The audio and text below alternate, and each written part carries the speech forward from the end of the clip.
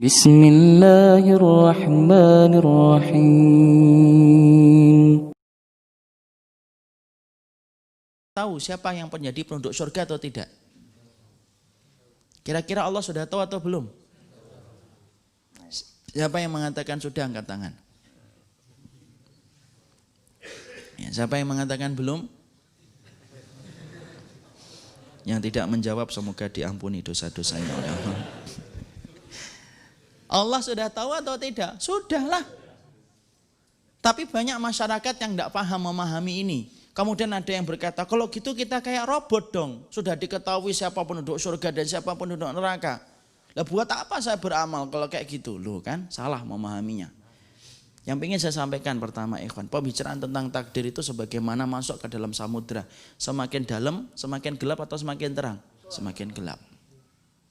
Ya, itu yang kita harus pahami. Semua ulama terdahulu selalu berkata, pembicaraan tentang takdir adalah masalah yang gelap. Yang penting satu, kamu beriman dan kamu yakin Allah tidak pernah mendolimi kita dalam setiap takdirnya.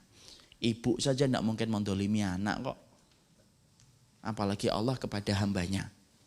Makanya kalau ada orang yang sampai berpikir saya didolimi sama Allah. Halah ente itu siapa, GR banget Allah mendolimi ente. Ya kan? Karena kemudian Allah tidak ada hajat untuk mendolimi hambanya, itu tidak ada hajat. Sekarang kita bahas bagaimana kita memahami ini. Saya tidak menyebutkan akwal yang banyak karena mungkin antum akan merasa berat. Saya tuh selalu berusaha menyampaikan sesuatu yang berat, berusaha seringan-ringannya supaya kita mudah untuk paham. Jadi begini ikhwan, memahami tentang masalah ketika akidah Ahlussunnah itu mengatakan penduduk surga itu sudah diketahui oleh Allah. Itu kalau kita boleh mengambilkan analoginya semacam ini. Saya apabila ngajar di kelas, saya menjadi wali kelas. Saya lama ngajar kelas itu selama 1 tahun. Ketika akan pembagian rapot, kira-kira saya sudah tahu nggak siapa yang ranking 1, saya sudah bisa memprediksi nggak siapa yang ranking 2, siapa yang ranking 30. Saya kira-kira sudah bisa nggak memprediksi, karena saya wali kelasnya. Bisa, kenapa saya bisa memprediksi ikhwan? Karena tiap hari ketemu dan berinteraksi sama murid-murid saya. Ada yang saya tanya, ada yang jawab dan gini. Saya bisa mengatakan insya Allah yang ranking 1 Abdullah. Kenapa? Abdullah itu sebelum saya tanya sudah jawab. Ini contoh aja. Kemudian ranking 30 Fatoni. Kenapa Fatoni? Loh Fatoni itu kalau ditanya hari ini jawabnya seminggu lagi baru jawab. Kenapa saya tahu kemudian yang ranking 1, ranking 2, ranking 3 sampai ranking 30 bisa memprediksi. Kalaupun salah gesernya dikit. Jadi kalaupun salah kemudian gesernya itu dikit. Karena kemudian karena interaksi saya setiap harinya itu yang menyebabkan saya tahu. Contoh nih, saya ngajarin antum bahasa Arab nih, rutin di sini misalkan seminggu sekali. Itu akhirnya saya bisa memprediksi siapa nanti ranking 1, ranking 2. Kalaupun melesetnya dikit. Karena apa? Interaksi saya menjadikan saya bisa mengambil kesimpulan itu. Itu manusia saja sudah bisa tahu tentang nasibnya orang dalam rapotnya. Memprediksi, dia sudah bisa memprediksi. Itu manusia yang mana ilmunya terbatas dan lengket dengan kebodohan, pengamatan dan penglihatan dia terbatas, terbentur tembok, sudah tidak bisa melihat. Allah sempurna dalam ilmunya. Allah itu ngerti semuanya. Makanya kalau kita mengatakan Allah tidak tahu siapa yang masuk surga, hati-hati loh. Kalau kita ngomong kayak gitu berarti kita menuduh Allah itu cacat dalam masalah ilmunya. Dan itu masalah besar itu. Karena mencacati sifatnya Allah itu termasuk dosa yang sangat besar dan penyimpangan yang sangat besar. Makanya kita mengimani bahwasanya Allah tahu siapa penduduk surga. Tapi ketika Allah itu mengetahui siapa itu penduduk surga, ingat ikhwan, antum dan saya diberikan fi'lul ikhtiar, perbuatan untuk memilih antara kebaikan dan keburukan. Dan Allah tidak pernah maksa. Contoh, antum datang ke sini, apakah terpaksa atau tidak terpaksa? Tidak terpaksa.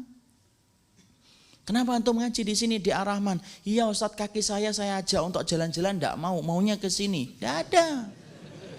Makanya Allah sampai menyebutkan famang sya'afal yu'min, famang sya'afal yakfur. Barang siapa yang ingin beriman, ya monggo beriman, yang ingin kufur, ya monggo berkufur.